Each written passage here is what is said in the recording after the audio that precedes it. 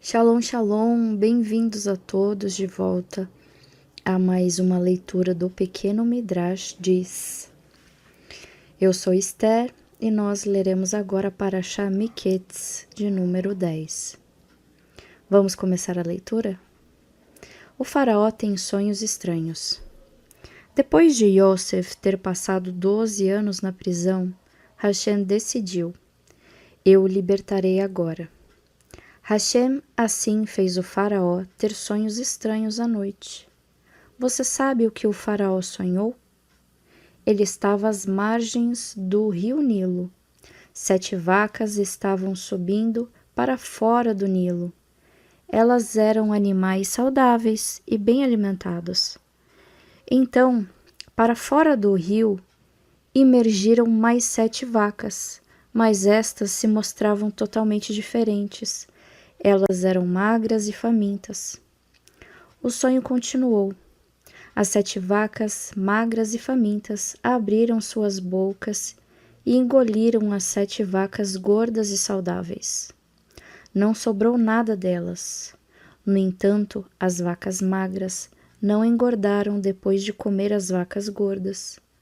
Este era de fato um sonho esquisito, mas o faraó não teve tempo de pensar sobre ele ao acordar, pois ele adormeceu novamente. Pouco tempo depois, ele teve um segundo sonho. 7 espigas de trigo bonitas e grandes cresciam de um único talo. Cada grão era grande e cheio. De repente, o faraó viu mais 7 espigas de trigo brotando, mas estas eram completamente diferentes.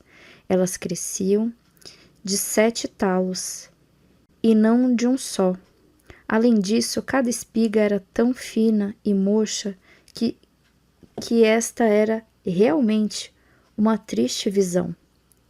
E as 7 espigas finas e murchas engoliram as 7 espigas bonitas e cheias. Yosef é chamado. Você pode imaginar a agitação do faraó ao acordar?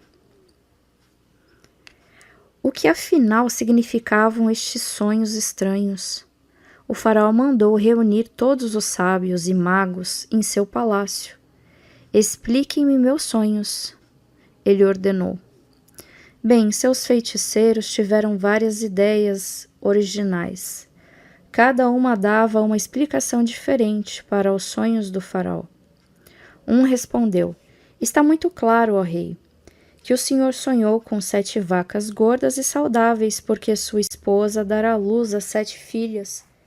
Em seguida, o senhor viu as 7 vacas saudáveis sendo engolidas, porque olhe que tristeza, todas as suas 7 filhas morrerão. Alguém continuou: e sua majestade viu 7 belas espigas de trigo, porque conquistará 7 países. 7 espigas finas engoliram as boas, para predizer que mais tarde o Senhor perderá todos estes países novamente. Mas o faraó não ficou satisfeito. Seus magos sabiam como explicar o número 7, mas porque ele vira 7 vacas saindo do rio e 7 espigas de trigo ao invés de 7 cães, ou 7 árvores, ou algum outro objeto ligado com 7. Seus magos não sabiam a resposta para sua pergunta. Existe alguém aqui que saiba como explicar meus sonhos adequadamente? De repente, o copeiro do faraó se lembrou de um homem que sabia explicar sonhos, Yosef. Rapidamente ele exclamou: eu conheço o homem certo. Ele certa vez explicou 2 sonhos e ambos se concretizaram. Mas este homem está encarcerado na prisão do rei. Tragam-no aqui imediatamente, ordenou o faraó. Um mensageiro correu até a prisão. Yosef teve os seus cabelos cortados, trocou de roupa de forma a ficar apresentável na frente do rei. Então ele foi levado apressadamente diante do faraó. Ouvi dizer que você sabe explicar sonhos. O faraó elogiou Yosef. Yosef respondeu: Nenhum homem pode saber o verdadeiro significado dos sonhos. Somente Hashem sabe. Hashem pode me revelar a verdadeira explicação de seus sonhos.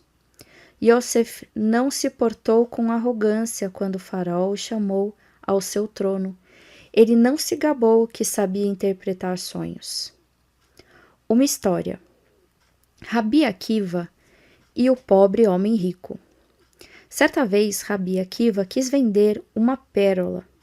Ele procurou um comprador que lhe oferecesse um alto preço, pois a pérola era muito bonita e era difícil achar outra como ela.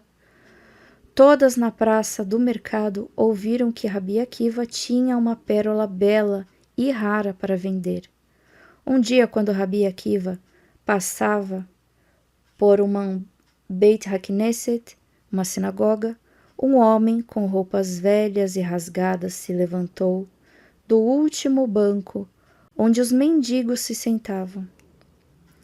Ele disse a Rabi Akiva: "Escutei sobre a sua pérola. Eu pago o preço que você está pedindo." Rabi Akiva olhou, surpreso, para o pobre homem. Como ele podia ter dinheiro suficiente para comprar uma pérola tão cara? Seria ele um trapaceiro? Ou estava apenas fazendo uma brincadeira?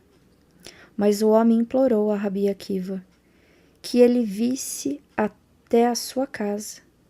Ele entregaria o dinheiro lá. O homem levou Rabi Akiva até sua casa. Esta não era a cabana de um homem pobre, mas uma bela mansão, de onde apareceram servos bem vestidos que ofereceram uma refeição a Rabi Akiva e a seus alunos. O homem pobre trouxe ouro e pagou a Rabi Akiva o valor total.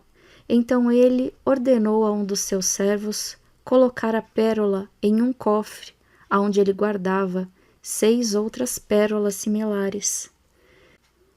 Se você é tão rico, Rabi Akiva perguntou ao comprador, por que você se veste como um pobre e por que você se senta no banco dos mendigos no Beit HaKnesset?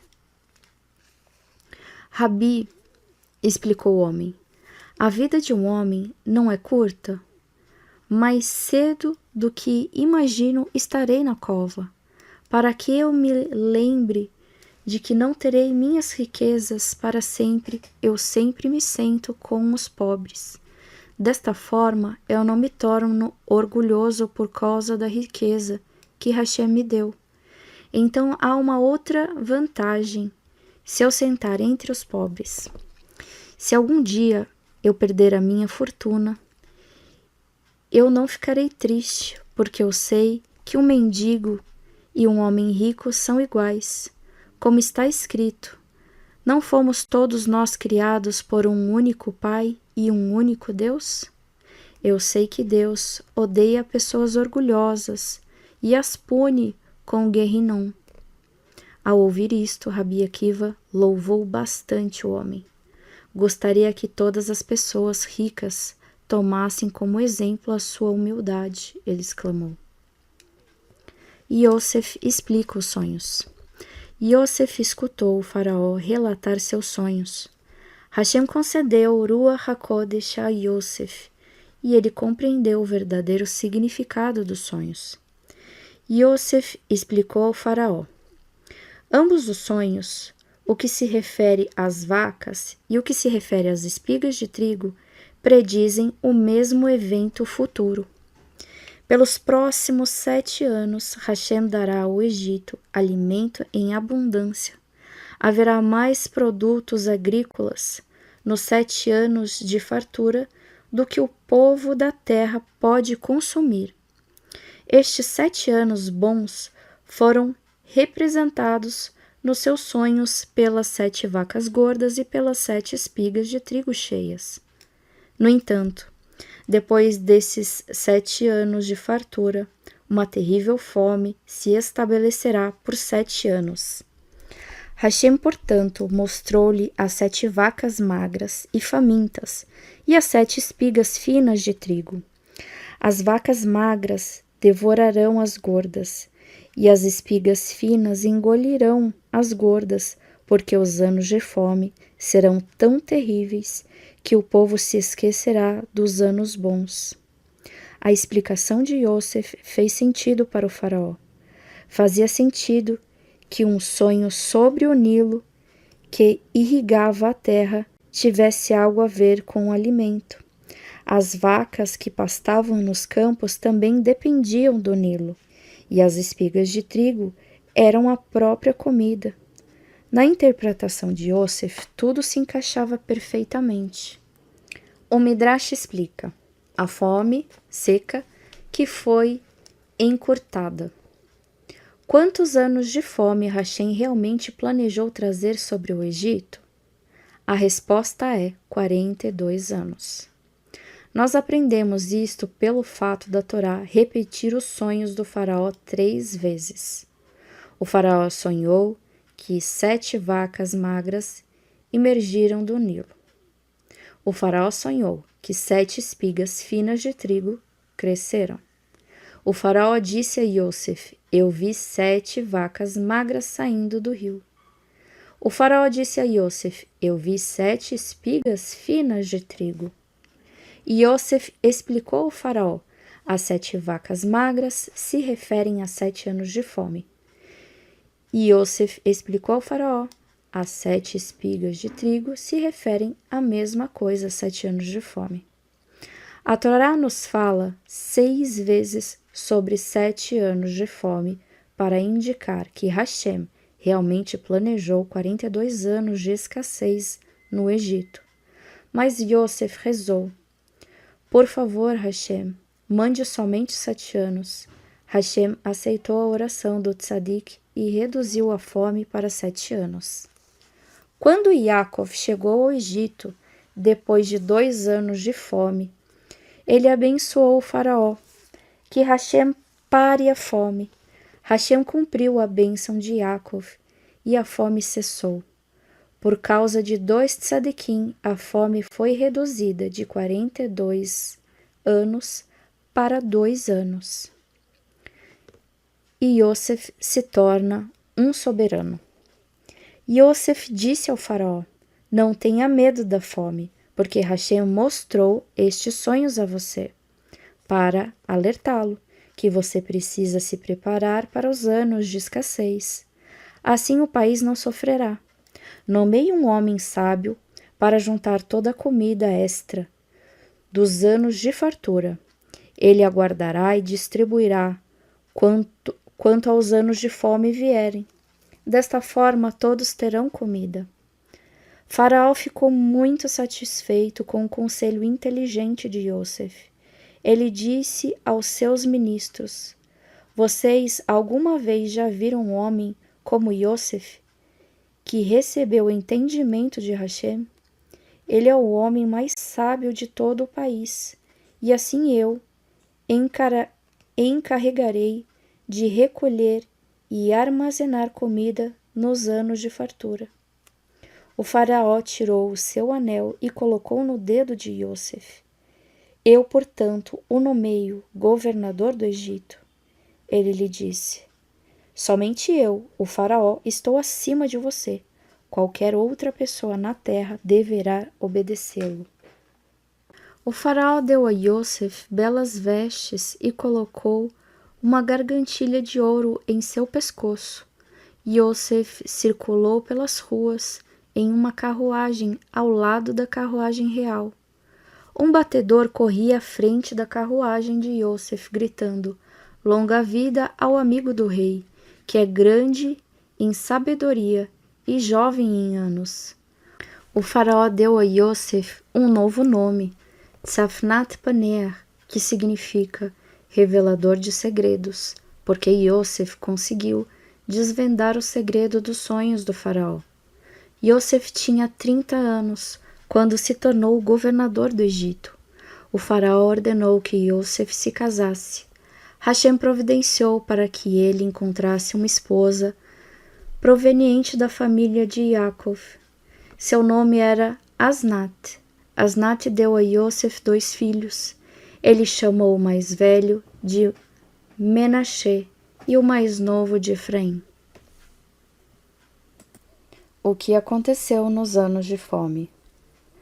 Os sonhos do faraó se concretizaram exatamente como profetizara Iosef. Durante os anos em que havia fartura de alimento, Iosef recolheu toneladas de alimento. Ele estocou tudo em armazéns especiais do governo.